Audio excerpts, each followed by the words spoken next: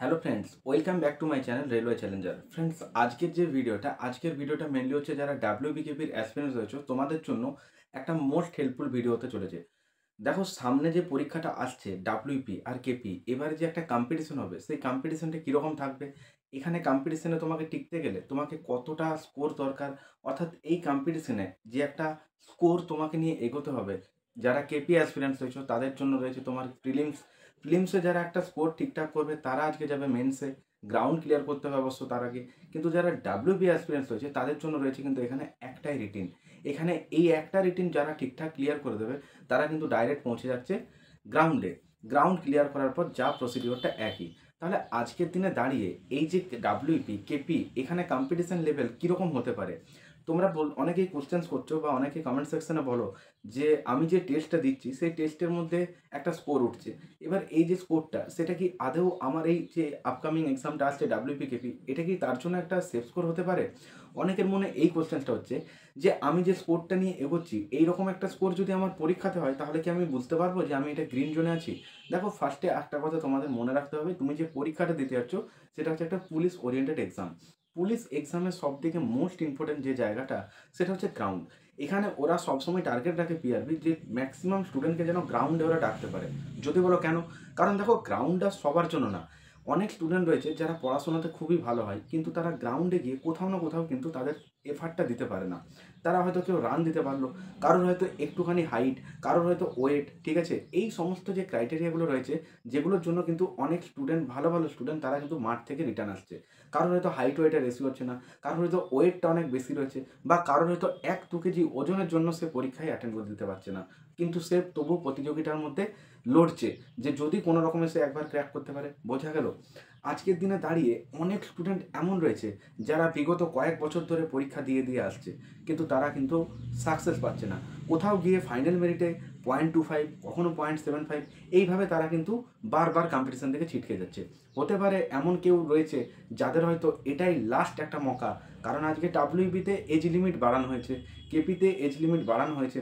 এই যে সিস্টেমটা, এতে করে যারা পরীক্ষাটা আগে দিতে পারছিল না তারাও কিন্তু আজকে সেই কম্পিটিশনে আসার একটা চান্স পেয়েছে। এবার তারা যখন এই কম্পিটিশনে আসার চান্স পেয়েছে, অলরেডি হতে পারে তারা হয়তো 3-4 বছর ধরেও প্রিপারেশন ভালো নিয়েছে, কিন্তু কোথাও না কোথাও গিয়ে তারা কিন্তু কম্পিটিশন থেকে ছিটকে গিয়েছে। তাহলে আজকে এরাও তো এই প্রতিযোগিতাতে পার্টিসিপেট করছে, আর যারা ফ্রেশার্স রয়েছে তারাও একটা নিজের প্রিপারেশন নিয়ে এই তোমার কম্পিটিশনে যাচ্ছে। তাহলে কম্পিটিশনের লেভেল কি হতে পারে, এখানে স্কোর তোমার কত প্রয়োজন হতে পারে, তো আজকের ভিডিওতে সব কিছু তোমাদের ডাউটস ক্লিয়ার করব। তো কোনো রকমভাবে স্কিপ না করে ভিডিওটা শেষ পর্যন্ত দেখার অনুরোধ রইল। যারা আজকে আমার এই চ্যানেলে ফার্স্ট টাইম ভিজিট করছো, চ্যানেলটা সাবস্ক্রাইব করে পাশে বেল অন করো, কারণ এখান থেকে তুমি ক্লাসের নোটিফিকেশান পাবে এবং চাকরির যাবতীয় তুমি ডিটেলস এইখান থেকে কিন্তু আপলোড করি। অনেকে প্র্যাকটিস সেট করছো বাড়িতে, তো মেনলি ডাব্লিউপির অ্যাসপিরেন্টস, কেপি অ্যাসপিরেন্টস যারা রয়েছে, তোমরা অনেকে হয়তো লীলা রয়ের বইটাকে খুবই প্র্যাকটিস সেটটাকে পছন্দ করো। তো যারা ক্র্যাক বইটাকে সলিউশন চাইছো, তো আমার প্লেলিস্ট সেকশনে যাও, সেখানে ম্যাথ রিজনিংয়ের কিন্তু কমপ্লিট আমি সলিউশন করতে করতে যাচ্ছি, যেখানে আমাদের 5টা সেট অলরেডি কমপ্লিট হয়ে গেছে। এবার চলবে আমাদের সেট 6, এইভাবে টোটাল ক্র্যাকটাকে কমপ্লিট করাবো। তো যারা ক্লাস করছো তারা ঠিক আছে, বাট যারা করছো না তারা কিন্তু প্লেলিস্টে যে ক্লাসগুলো ডেফিনেটলি করো, কারণ এখান থেকে কোশ্চেন্স কিন্তু পরীক্ষায় পাবে। ইনফ্যাক্ট এই টাইপগুলোই পরীক্ষাতে আসে। সো ফ্রেন্ডস, আজকে যে ভিডিওটা, সরাসরি সেই টপিকে যাওয়া যাক। আজকে প্রথম যে টপিকটা তোমাদের সামনে তুলে ধরবো সেটা থাকছে একটা স্কোর ওরিয়েন্টেড। অনেক স্টুডেন্ট রয়েছে যারা নিজেদের স্কোরটা নিয়ে কনফিউজ রয়েছে। যদি বলো কেন, এইরকম কনফিউজে কারা পড়ে? সাপোজ দুটো স্টুডেন্ট, ধরো একটা টেস্ট দিল, একটা স্টুডেন্ট 100 নম্বরের মধ্যে ওই পেপারেই কত পাচ্ছে, দেখা গেল 85, রাইট? ও হয়তো নেগেটিভ টেগেটিভ খেয়ে সেখান থেকে 82-এ দাঁড়ালো। আর ওই পেপারটায় আরেকটা স্টুডেন্ট যখন দিচ্ছে সে হয়তো পাচ্ছে 52-55। এবার কনফিউজটা কার হবে? যে 85 পেয়েছে নেগেটিভ খেয়ে 82, নাকি যে 52 হয়তো নেগেটিভ খেয়ে তার থেকেও 1-2 নাম্বার কমে গেল? নিশ্চয়ই কনফিউজটা তার হবে, কারণ সে দেখছে যে কাট আপটা হতে পারে এই রেঞ্জে যাচ্ছে, বা হতে পারে কাট আপটা হয়তো তার থেকে একটু বেশি যাচ্ছে। এবার ও পড়ে যাচ্ছে একটা মিডিল রেঞ্জে, যেখানে হতে পারে 2-3 নাম্বার বেশি পেলে সে হয়তো নেক্সট স্টেপটাতে সিলেক্ট হবে, বা হয়তো 1-2 নাম্বারের জন্য সে আর স্টেপে এগোতে পারবে না। তাহলে কনফিউশনটাই পড়ছে তারা যারা নিজেরা স্কোরটা ঠিকঠাক ইমপ্রুভ করতে পারছে না। অনেক স্টুডেন্ট এমন রয়েছে যারা হয়তো এমন একটা স্কোর করছে যে স্কোরটা থেকে সে পরের টেস্টে আর কিন্তু স্কোরটাই বাড়াতে পারছে না। বোঝাতে পারলাম? হয়তো সে ফার্স্ট টেস্টটা দিল, সেখানে হয়তো পেয়েছে সাপোজ ধরে নাও যদি ডাব্লিউবির পরীক্ষা হয় সে হয়তো 85-র মধ্যে পাচ্ছে, সেখানে হয়তো সাপোজ ধরে নাও 57 বা 60 অ্যাপ্রক্স। নেক্সট যে টেস্টটা দিচ্ছে দেখা যাচ্ছে ওর টার্গেট থাকছে যে আমি এখান থেকে স্কোরটাকে 1-2 নাম্বার হলো ইমপ্রুভ করব, কিন্তু ও যখন ওই টেস্টে গিয়ে দাঁড়াচ্ছে তখন দেখা যাচ্ছে তার থেকে হয় 2 নাম্বার কমে যাচ্ছে বা সেই রকম একটা কাছাকাছি থাকছে। এবার এই জিনিসটা কেন হচ্ছে? এই জিনিসটা কেন হচ্ছে? আজকে যারা কেপি অ্যাসপিরেন্টস হয়েছে তাদের ফার্স্টে যারা প্রিলিমস হয়েছে, তো আমাদের যে প্রিলিমস পরীক্ষাটা সামনে রয়েছে, হয়তো প্রিলিমসে 100-র মধ্যে কেউ পাচ্ছ 70, কিন্তু পরের টেস্টে তোমার টার্গেট আছে যে আমি 2-3 নাম্বার 5 নাম্বার তো বাড়াবো, দেখা যাচ্ছে হয় কমে যাচ্ছে 2 নাম্বার, না হলে হয়তো ওই একই রেঞ্জেই ঘোরাঘুরি করছো। তো স্কোর কেন ইমপ্রুভমেন্ট হচ্ছে না? ফার্স্ট অফ অল একটা জিনিস বুঝতে হবে যে তুমি যে টেস্টটা দিচ্ছ, এখানে তুমি যে একটা ভালো স্কোর করলে, আমি আনসারটা মিলিয়ে নিলাম কত স্কোর হলো, এটা কিন্তু মেন না। এটা মেন না। যদি বলো কেন তুমি টেস্ট দিচ্ছ কেন? এটা তো কোনো তোমার এমন না যে এটা পিআরবি থেকে তোমাকে কোশ্চেনটা পাঠিয়েছে, এটা সলভ করবে ব্যাস তুমি তাহলে গ্রাউন্ডে আসবে, তা তো না। ওটা তো পরীক্ষার হল হবে। তাহলে বাড়িতে তুমি এটা দিচ্ছ কেন? কত পাচ্ছ এটা দেখার জন্য? না। বাড়িতে দিচ্ছ তোমার প্রস্তুতিটা যাচাই করার জন্য। তুমি কোন মানে স্টেজে রয়েছো, তোমার ওয়েটেজটা কীরকম রয়েছে এই মুহূর্তে, তোমার প্রিপারেশনের স্ট্রাগলটা কীরকম তুমি করতে পেরেছো যে তোমার টেস্টে সেটা রেফার দিচ্ছ। বোঝা গেল? এবার তুমি যে টেস্টটা দিচ্ছ, তুমি টেস্ট দিয়ে দেখা গেল যে সাপোজ তুমি সেখান থেকে স্কোর করছো 70-72, যারা কেপি অ্যাসপিরেন্স হয়েছো প্রিলিমসে, রাইট? তুমি যে 70-72 পেলে সেটা তোমার কাছে একটা ভালো লাগবে যে হ্যাঁ আমি একটা স্কোর করতে পেরেছি, কিন্তু তুমি বাকি ছেড়ে আসা যে 28টা প্রশ্ন তুমি কিন্তু তার কিন্তু অ্যানালাইসিস করোনি। বা হতে পারে তোমার হয়তো 3-4টা প্রশ্ন তুমি কনফিউজ ছিলে, টিক দিয়েছো, হয়ে গেছে, এবার তুমি কিন্তু আর ওটা নিয়ে অ্যানালাইসিস সেকশনটা করছো না। তো যারা অ্যানালাইসিস করবে তারা কিন্তু পরের যে টেস্টটা দেবে ডেফিনেটলি সেখানে স্কোরটা ইমপ্রুভমেন্ট হবে। অনেকে বলে এই কথাটা যে আমার স্কোর কী করে ইমপ্রুভমেন্ট করব, আমার স্কোরটা কী করে আমি আরও বাড়াতে পারবো, বা পরীক্ষাতে আমি স্কোরটা আরও কী করে ভালো করতে পারবো। তো ডেফিনেটলি তুমি যে বাড়িতে টেস্ট দিচ্ছ এটা দেওয়ার কারণটা কি? কত স্কোর হচ্ছে এটা দেখার জন্য না। তোমার বাড়িতে টেস্ট দেওয়ার কারণটাই হচ্ছে কারণ পরীক্ষাতে যাতে তোমার ওই ছোট্ট ছোট্ট ভুলগুলো না হয়। পরীক্ষাতে কখনো তোমার অজানা প্রশ্নটা ভুল হবে না। বুঝতে পারলে? তুমি যা পড়ছো তোমার জানাশোনা যে প্রশ্ন, তোমার পরীক্ষাতে ওটাই তাড়াহুড়োতে ভুল হতে পারে। তোমার এক্সাম প্রেসারে তুমি একটু টেনশন থাকতে পারো, সেই জন্য কিন্তু এটা সিলি মিস্টেকসগুলো হয়ে যায়। যখন বাড়ি এসে আনসার কি মেলাচ্ছ তখন দেখছো ইস এটা ভুল হলো, আর ওই ইস করাটাই কিন্তু হয়ে যাবে ফাইনাল মেরিটের সময়তে প্রবলেম। ওই প্রশ্নটাই যদি ঠিক হতো তাহলে আজকে আমার চাকরিটা হয়ে যেত। যারা আজকে বিগত বছর ধরে প্রিপারেশন নিচ্ছে তারা ফাইনাল মেরিট থেকে অনেকেই ছিটকে যাচ্ছে। কেন জানো? কারণ যে স্টেজটা থেকে কোয়ালিফাইং নেচার স্টার্ট হচ্ছে, ওরা সেই জায়গাটা আর একটু যদি বেটার ওদের যদি পারফরমেন্সটা দিতে পারে তাহলেই ওদের চাকরিটা কনফার্ম। কারণ আমাদের যারা কেপি অ্যাসপিরেন্টস হয়েছে, কেপিতে কী হচ্ছে, প্রিলিমসে যে নাম্বারটা এটাকে কোয়ালিফাইং নেচার দেওয়া হচ্ছে, জাস্ট এটা কোয়ালিফাই করতে হবে। বুঝতে পারলে? কিন্তু যা কিছু অ্যাকচুয়ালি ফাইনাল মেরিট লিস্টে বেরোবে সেটা 85 মার্কসের যেটা মেন হবে, আর 15 নাম্বার ইন্টারভিউ, ওভারঅল যোগ হবে 100, তার উপর একটা ফাইনাল মেরিট দেওয়া হয়। এবার মেনটা যখন তুমি দিতে যাচ্ছ তখন তোমার টার্গেটটা যদি একটা ভালো ঠিকঠাক থাকে তাহলে কিন্তু তুমি একটা স্কোরও ভালো করতে পারছো। এবার তুমি যদি গায়ে গায়ে পেরিয়ে গেলে তখন তোমার আনন্দ হবে, এই আমি মেন ক্লিয়ার করে দিয়েছি। এবার তুমি ইন্টারভিউয়ের জন্য প্রিপারেশন নিচ্ছ, দেখা গেল যে হ্যাঁ যখন ফাইনাল মিট আসছে তখন 0.25, 0.75 বা একটা নাম্বারের জন্য তোমার হয়তো মিস হয়ে যাচ্ছে, আবার অনেক হয়তো ওইটুকু নাম্বারের জন্য চাকরি পেয়ে যাচ্ছে। বুঝতে পারলে? তো এই জিনিসগুলো চেক করবে কি করে? অবভিয়াসলি বাড়িতে যে টেস্টটা দিচ্ছ সেটা হতে পারে ক্র্যাকের এডিশন, বা তোমার নিজস্ব কোনো একটা প্র্যাকটিস সেট রয়েছে, বা তুমি অনলাইন কোনো প্ল্যাটফর্ম থেকে টেস্ট দিচ্ছ। তুমি যেখান থেকে টেস্ট দাও, তোমার টেস্টটা দিতে যদি টাইম লাগে 1 ঘন্টা, তোমাকে 1 ঘন্টার বেশি হলেও টাইম দিতে হবে, যেটা হচ্ছে অ্যানালাইসিস সেকশনটা। তুমি যেটা পারছো সেটা এক্সামে ডেফিনেটলি পারবে। তুমি যেটা পারছো বাড়িতে সেটা এক্সামেও পারবে। এটুকু তুমি নিজের উপর ফুল কনফিডেন্স রাখো। কিন্তু তুমি যেটা এখানে পারছ না, এটার জন্যই তুমি টেস্ট দিচ্ছ যাতে ওই না পারাটা এক্সামে পারা হয়ে আসে। বুঝতে পারলে? তুমি এখানে পারছো না সেটা ঠিক আছে, কিন্তু এক্সামে কিন্তু সেটা পেরে আসতে হবে। ওখানে যেন আবার না পারা হয়ে যায়। বুঝতে পারলে? তার জন্য তো বাড়িতে টেস্ট দিচ্ছ। টেস্টে কি হয়? একটা সিলেবাস থাকে। তোমার যদি সিলেবাসটা কমপ্লিট থাকে তবে তো তুমি টেস্ট দিতে পারবে। আজকে তোমার যদি ধরো সিলেবাসটাই কমপ্লিট না থাকে তাহলে তুমি টেস্ট দিয়ে তার কিছু মানে অ্যাকচুয়ালি যে টেস্টের যে একটা আনন্দ সেটা তুমি পাবে না। কারণ একটা টেস্ট দিতে তুমি কখন ভালো লাগবে? যখন তোমার ওভারঅল ম্যাথস কমপ্লিট থাকবে, রিজনিং কমপ্লিট থাকবে, জিকে কমপ্লিট থাকবে, কারেন্ট অ্যাফেয়ার্সও মোটামুটি 60-65% তোমার কমপ্লিট থাকবে। তখন তুমি তো একটা টেস্ট দিয়ে আনন্দ পাবে। যে হ্যাঁ, আমার কত স্কোর হচ্ছে দেখি, কীরকম টাইপগুলো কোশ্চেনে থাকে দেখি। কিন্তু তোমার যদি সিলেবাসটা কমপ্লিট না থাকে তাহলে তুমি টেস্ট দিয়ে করবেটা কি? কারণ তুমি তো বুঝতেই পারবে না যে এটা কোথা থেকে এসছে, এই কোশ্চেন্সটা কোথা থেকে এসছে। বুঝতে পারলে? যারা ডাব্লিউবিপির অ্যাসপিরেন্টস রয়েছে তাদের জন্য বারবার অ্যালার্ট করব, এখানে মারাত্মক চেঞ্জ হয়েছে যেটা কিন্তু কেপিতে হয়নি। যেটা কেপিতে হয়নি। যে কারণে কেপির পর ডাব্লিউবিপিটা হবে। আজকে ডাব্লিউবিপির যারা অ্যাসপিরেন্টস রয়েছে তোমাদেরকে অ্যালার্ট করব, এখানে রিটিন একটা 85 মার্কসের। এই 85 মার্কসের যে রিটিনটা এটা কিন্তু তোমার হাতে। এটা মনে রাখবে। ইন্টারভিউটা কিন্তু এক্সামিনারের হাতে। কিন্তু তুমি যে রিটিনটায় যাচ্ছ সেখানে তোমাকে পেন দেওয়া হবে, ওএমআর দেওয়া হবে। এটা সম্পূর্ণ কিন্তু তোমার নিজের একটা পরীক্ষা এবং তোমাকে এখানে নিজের বেস্ট পারফরম্যান্সটা দিয়ে আসতে হবে, যেটা তোমার কিন্তু ইন্টারভিউ অটোমেটিক একটা নাম্বার তোমার এক্সট্রা ক্যারি হয়ে থাকে। বোঝা গেল? তুমি আজকে এমন একটা স্কোর করে এলে মেনে, দেখা গেল যখন তোমার মেনের কাট আপ বেরোচ্ছে তখন তুমি সেখানে তার থেকে 5 নাম্বার 6 নাম্বার এক্সিস পেয়েছো। তো এই যে নাম্বারটা এক্সিস পেয়েছো, এটা তো তোমার সেই ইন্টারভিউর ওখানে পৌঁছে যাচ্ছে নাম্বারটা। এটা তো তোমার অ্যাড হবে। তুমি ইন্টারভিউ একটা ভালো স্কোর করেছো। ওভারঅল তোমার যেটা র্যাঙ্ক হবে নাম্বারটা অ্যাড হয়ে দেখবে তুমি একটা ভালো র্যাঙ্ক পর্যন্ত করে পাচ্ছ। বুঝতে পারলে? তুমি একটা র্যাঙ্ক করে দিচ্ছ। কিন্তু যারা এই মেন পরীক্ষাটায় কোনো রকমভাবে গায়ে গায়ে হলেও পেরিয়ে যাবে, তাদের ওই কোয়ালিফাইং করাই হবে। কিন্তু কোথাও না কোথাও গিয়ে তারা কিন্তু ওই ফাইনাল মেরিটে প্রবলেম পড়ে যাবে। বুঝতে পারলে? কারণ ফাইনাল মেরিটটা এমন একটা ডেঞ্জারাস জিনিস, অনেক স্টুডেন্টের কিন্তু এখানেই প্রবলেমটা হয়। অনেক স্টুডেন্টের ম্যাক্সিমাম নাম্বার অফ স্টুডেন্ট কিন্তু রয়েছে যাদের কিন্তু ফাইনাল মেরিট থেকে ছিটকে যাচ্ছে। হতে পারে সেটা 1 বছর না 2 বছর পর হয়ে গেছে এরকম। তো আজকের দিনে দাঁড়িয়ে অনেক স্টুডেন্ট এমন রয়েছে যারা একটা লাস্ট এজে এসে পৌঁছেছে, তারাও এখানে পার্টিসিপেট করার একটা সুযোগ পাচ্ছে। কারণ যেহেতু এজ লিমিটটা এবারে দেওয়া হয়েছে, যারা বিশেষ করে এসটি এসসি ওবিসি রয়েছে তাদের জন্য তো আরও facilities as per government rules. তাহলে এখানে তারা হয়তো এটাই তাদের শেষ সুযোগ। আমি সবাইকার জন্যই একটা কথা বলবো, যারা ফ্রেশার্স বা যারা আজকে লাস্ট চান্স পাচ্ছ এই পরীক্ষাগুলো দেওয়ার, তো তোমাদের টার্গেট একটা এমন রাখো যাতে করে এই ফাইনাল মিনিটের সময় যেন কোনো প্রবলেমটা না হয়। বুঝতে পারলে? আজকে তুমি ধরো মেনটা দিতে গেছো, তোমাকে মেনে টার্গেট রাখতে হবে যে আমি এখান থেকে নিজের বেস্ট পারফরমেন্সটা দিয়ে একটা ভালো স্কোর ছিনিয়ে নেবো।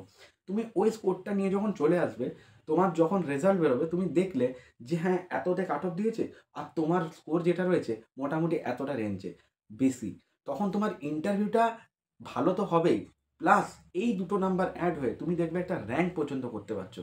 তো আমি প্রত্যেক বন্ধুকে রিকোয়েস্ট করব, যেটা তোমার নিজের হাতে রয়েছে সেই জায়গাটাতে ফুল এফার্ট দাও। সেই জায়গাটায় ফুল এফার্ট দাও। যেটা এক্সামিনারের হাতে সেটা ওনাদের হাতে ছাড়ো, বাট যেটা আমাদের হাতে আছে সেখানে আমাদেরকে 100% দিয়ে আসতে হবে। বোঝা গেছে?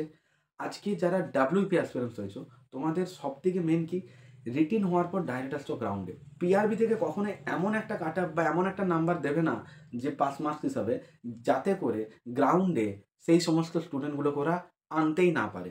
এখানে মনে রাখবে 6 মিনিট 30 সেকেন্ড রানিং টাইম। কিন্তু এটা কারোর কাছে কোনো ব্যাপার না, মামুলি।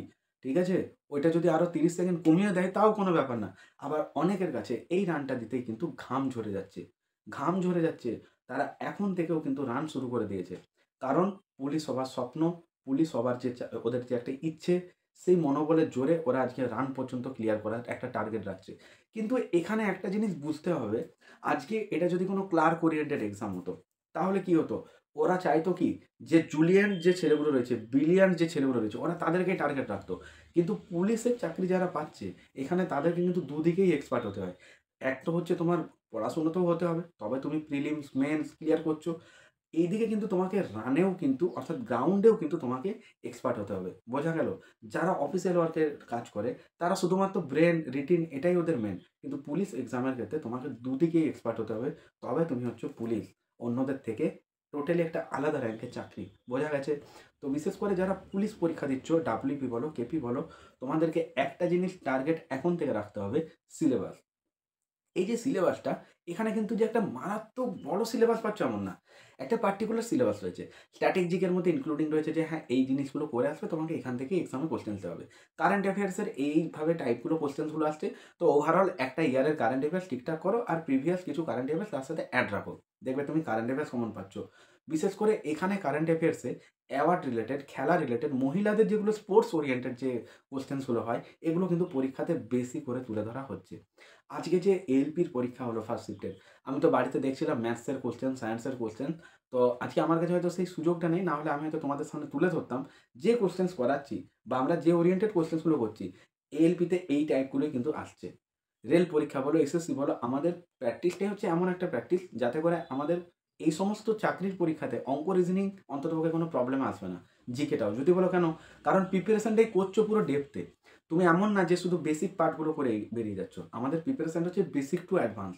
তাহলে আমরা যে প্রিপারেশনটা নিচ্ছি তাতে করে আমরা নিজেদের উপর এই বিশ্বাসটা রাখতে পারবো যে প্রিলিমস দেন গ্রাউন্ড ক্লিয়ার করার পর আমরা এখন থেকে নিজেদেরকে মেনের জন্য পর্যন্ত রেডি করে রাখতে পারছি। তো প্রিপারেশনটা কন্টিনিউ ধরে রাখো আর যত পারবে এটাকে আরও মজবুত করো। কারণ এই যে টাইমটা এটা হচ্ছে সেই টাইমটা যেটা তোমার জীবনে সাকসেস এনে দেবে। আজকের দিনে দাঁড়িয়ে অনেক স্টুডেন্ট রয়েছে যারা প্রিপারেশন করছে কিন্তু কোথাও না কোথাও গ্রাউন্ডে খামতি রয়েছে। তাহলে পিআরবি থেকে যদি একটা মারাত্মক নাম্বারে কাট অফ দেয় যে এই নাম্বারটা যারা পাবে তারাই মাঠে আসার সুযোগ পাবে, তাহলে সেখানে ওই স্টুডেন্টগুলো নিশ্চয়ই মাঠে পৌঁছবে। দেখা গেল কেউ দাঁড়ালো, তার ওয়েট হলো না, কেউ হয়তো জল খেয়ে খেয়ে মাঠে নিজের ওয়েটটাকে ধরে রাখছে, কেউ কন্টিনিউ কিছু খেয়ে রয়েছে যাতে করে তার ওয়েটটা হয়তো কয়েক গ্রাম যদি কমে যায় তাকে হয়তো ছিটকে দেবে। বোঝা গেল? এবার রানের সময় কি হয়, কারোর ওয়েট ধরো 500 গ্রাম কম হয়ে গেল, সে হয়তো জল খেয়ে খেয়ে সেই ওয়েটটা মেকআপ দিল, কিন্তু অতটা জল খেলে সে কি আর রান দিতে পারবে? পারবে না। এটা বুঝতে হবে, ঠিক আছে? এমন অনেকে রয়েছে যাদের হয়তো হাইট ওয়েটের রেশিও ঠিকঠাক নেই, এমন অনেকে রয়েছে যাদের রান টাইমে আসছে না, কিন্তু সে রিটিনে একটা ভালো স্কোর করছে, হয়তো মেনটাও তার কাছে কোনো ব্যাপার না। তাহলে পিআরবি এটা জানে যে এখানে সেই স্টুডেন্টগুলোকে দরকার যারা এভারেজ দুটোতেই কিন্তু মারাত্মক, যারা পড়াশোনাতেও ঠিকঠাক আর যারা গ্রাউন্ডেও ঠিকঠাক। সো কোনো টেনশন নিও না, ঠিক আছে? কম্পিটিশন যতই হোক বা যত জনেরই ভিড় হোক, তোমাকে হারানোর মতন কেউ তৈরি হয়নি। যদি বলো কেন? কারণ তুমি যেভাবে এফার্ট দিয়ে এগোচ্ছ সেইভাবে এফার্টটা কিন্তু অনেক স্টুডেন্ট দেয় না। এটা বুঝতে হবে। তুমি রাত জেগে পড়ছো, তুমি দিন জেগে পড়ছো, সারাদিন পড়ছো, রাত্রে পড়ছো, ভোরবেলায় অ্যালার্ম দিয়ে উঠছো। নিজের যে একটা সেলফ যে তোমার দায়িত্বটা তুমি নিয়ে নিয়েছো যে হ্যাঁ তোমাকে পেতেই হবে, এই দায়িত্বগুলো কিন্তু অনেকে নেয় না। কিন্তু তারাও পরীক্ষাতে বসছে বা পরীক্ষা দিচ্ছে। সো অনেকেই ভাবে যে এত স্টুডেন্ট, এত জনের ভিড়, এখান থেকে আমি একটা সিট নিজের জন্য কি করে নেব? তো বারবার মনে রাখবে, তুমি যে কম্পিটিশনটার জন্য প্রিপারেশন নিচ্ছ, সেইভাবে কিন্তু সবাই নিচ্ছে না। তুমি রাত দিন এক করে পড়ছো, তুমি এত, এত অঙ্ক করছো, এত রিজনিং করছো, এত নোটস করছো, কিন্তু যেগুলো অন্য স্টুডেন্ট হয়তো অনেকেই সেগুলো করছে না। অনেকে হয়তো লাইটলি জিনিসটা নেয়, হালকাভাবে করে, যদি হয় হবে, না হয় না হবে। কিন্তু যারা সিরিয়াস এক্সপেরিয়েন্স এরকম স্টুডেন্ট সংখ্যায় দেখতে গেলে অনেক কম হয়। তো কম্পিটিশনটা অ্যাকচুয়ালি হচ্ছে তাদের। বুঝতে পারলে? তো সেখানে তোমাকে জিততেই হবে। সেইভাবে নিজেকে মোটিভেট রাখো এবং বি পজিটিভ, ঠিক আছে? ডেফিনিটলি চাকরি তো লাইফে পাবেই পাবে। তার জন্য এতদিন ধৈর্য করেছো, আর এই কটা টাইম, এই যে কয়েকটা মাস একটু নিজেরা ধৈর্য রাখো। এখনো কোনো ডেট অ্যানাউন্স হয়নি। বিন্দাস প্রিপারেশনটা মন দিয়ে করো। যারা বিগিনার স্টুডেন্ট রয়েছো, সিলেবাস কমপ্লিট করতে পারছো না, বারবার বলবো একটা কথা, যে একটা গোল ফিক্স করো, যে গোলটা এমন ফিক্সড হবে যাতে করে তোমার সিলেবাসটা কমপ্লিট হবে, দেন তুমি প্র্যাকটিস সেটে আসো। মাধ্যমিক এক্সামগুলোর ক্ষেত্রে কি হয়, আমরা পড়াশোনাটা ঠিকঠাক করি, লাস্টে পরীক্ষার আগে একটা দুটো টেস্ট দিয়ে আমরা টেক্সট বুক, ওই যেগুলো টেস্ট সিরিজ হয় সেগুলো দেখতাম টেস্ট পেপার থেকে, তাই তো? এই প্ল্যাটফর্মটা হচ্ছে একটু আলাদা। এখানে তুমি যত টেস্ট দেবে তত ইমপ্রুভ করতে পারবে। কিন্তু তোমাকে টেস্টে আসতে গেলে, যেটা প্রিভিয়াস কথাটা বলে এলাম, যে তোমাকে কিন্তু প্রপার যে সিলেবাসটা সেটা কমপ্লিট রাখতে হবে। তুমি প্রপার সিলেবাসটা কমপ্লিট না করে টেস্টে বুঝতে পারবে না। তো এখানে তোমাকে কি করতে হবে, যত তাড়াতাড়ি সম্ভব তুমি নিজের সিলেবাসটাকে একটু কমপ্লিট করার চেষ্টা করো। আর যাদের কমপ্লিট হয়ে গেছে তারা ডেফিনেটলি বাড়িতে একটা না, দরকার বলে দুটো তিনটে করে টেস্ট দাও, এবং সেটা অবশ্যই স্টেট ওরিয়েন্টেড যেহেতু এক্সাম, তোমাকে কিন্তু ওএমআর দিয়ে প্র্যাকটিস করতে হবে। তুমি যত ওএমআর প্র্যাকটিস করবে পরীক্ষার হলে তোমার তত স্পিডটা ইমপ্রুভমেন্ট থাকবে, যেটা তুমি নিজের ফল নিজেই বুঝতে পারবে। আর যারা এটা করবে না তাদের কিন্তু হয় পরীক্ষার হলে হাত কাঁপবে, না হলে হয়তো বাইরে বেরিয়ে যাবে। তো তোমার কষ্ট করে বের করা উত্তরটা যদি অপশন থেকে লড়ে গেল আর সেটা যদি নেগেটিভ হলো, তো সেটার কি কোনো দাম রইলো? বলবে না। সো প্র্যাকটিসটা এমন করো যাতে করে পরীক্ষাতে তোমাকে যদি আর 5 মিনিটের মধ্যে 15টা কোশ্চেনও নামাতে হয়, তখন যেন ওই মাঠটা গোল করার সময় বাইরে না বেরোয়, ইজি যেন সেটা গোল হয়, তার জন্যই প্র্যাকটিস। আর টেস্ট দিচ্ছ কী জন্য বাড়িতে? স্কোর ইমপ্রুভ করার জন্য। অনেকেই বলে কত নাম্বার পেতে হবে, কত নাম্বার পেতে হবে। এটা কোনো কথা না, কত নাম্বার পেতে হবে।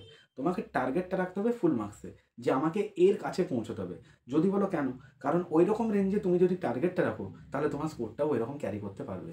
আর লাস্টে গিয়ে তোমাকে কোনো আফসোস করতে হবে না, বরং তুমি সেই উর্দিটা পরে জীবনের সেই চাকরিটার জন্য, যেটার জন্য পরিশ্রম করলে এতদিন, সেই সফলতাটা পেয়ে যাবে। আলটিমেট গায়ে উর্দি পরবে এবং তুমিও হবে একজন পুলিশ। তো তার জন্য তোমাকে কি করতে হবে, যে টেস্ট দিচ্ছ সেই টেস্টগুলোকে যাচাই করো, অ্যানালাইসিস করো, দরকার হলে একটা নোটস করো খাতাতে, যে তুমি কোন জায়গাগুলো পাচ্ছ না। এই টাইমটা হচ্ছে মেন এগুলোরই, বুঝতে পারলে? তো প্রত্যেক স্টুডেন্টের কাছে আমার একটা রিকোয়েস্ট, বা আমার বন্ধুদের কাছে একটাই রিকোয়েস্ট, যারা কেপিডাব্লিউপির অ্যাসপিরেন্টস হয়েছো, পড়াশোনার পাশাপাশি মাঠ মোস্ট ইম্পর্ট্যান্ট। আর হ্যাঁ, বারবার বলছি, টেস্ট যে দেবে, যারা অনলাইনে দিচ্ছ বা যারা কোনো একটা বইয়ে দিচ্ছ, সেখানে তুমি টার্গেট রাখবে, যদি তোমার বইয়ে হয় যে তুমি কত স্কোর পাচ্ছ সেটা লিখে রাখা। যদি বলো কেন? কারণ টেস্টটা কমপ্লিট হয়ে যাওয়ার পর তুমি যখন, অনেকেই হয় এটাকে আরেকবার চেক করে যে আমার কোন কোশ্চেন্সগুলো হয়নি আমি সেগুলো একবার দেখবো।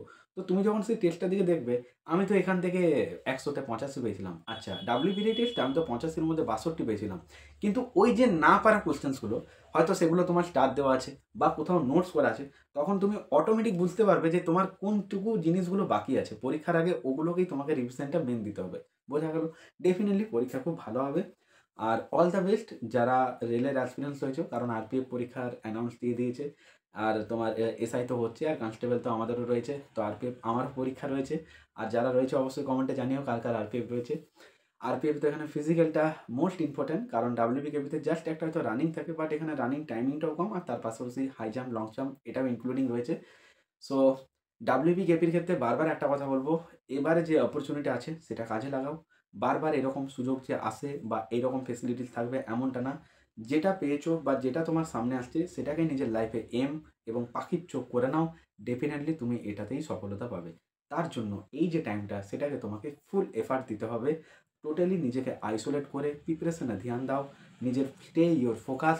ডেফিনেটলি তুমি তোমার জীবনে সফলতা পাবে এবং সেই চাকরিটা তোমার লাইফে আসবেই। এটুকু বিশ্বাস রাখো নিজের ওপর। সো আজকের ভিডিওটা এই পর্যন্তই। যদি ভিডিওটা ভালো লেগে থাকে অবশ্যই ভিডিওতে একটা করে লাইক করো, কারণ তোমাদের লাইক খুব জরুরি। আর যদি আর চ্যানেলে তুমি ফার্স্ট টাইম ভিজিট করছো, চ্যানেলটা সাবস্ক্রাইব করে পাশে বেলটা অন করো, যাতে আপকামিং ক্লাসগুলোর নোটিফিকেশন এবং চাকরি সংক্রান্ত যাবতীয় তথ্যের যে সমস্ত ইনফরমেশন, সেই ভিডিওগুলো তোমার ফোনে নোটিফিকেশনে খুব সহজেই পৌঁছে যেতে পারে। আর যদি হেল্পফুল মনে হয় থাকে অবশ্যই তোমাদের ফ্রেন্ড সার্কেলে ভিডিওগুলোকে শেয়ার করো। দেখা হচ্ছে নেক্সট কোনো একটা ক্লাসে ম্যাথ রিজনিংয়ের। ততক্ষণ সবাই সুস্থ থেকো, ভালো থেকো, আর নিজেরা নিজেদের প্রিপারেশন মন দিয়ে করো। টাটা।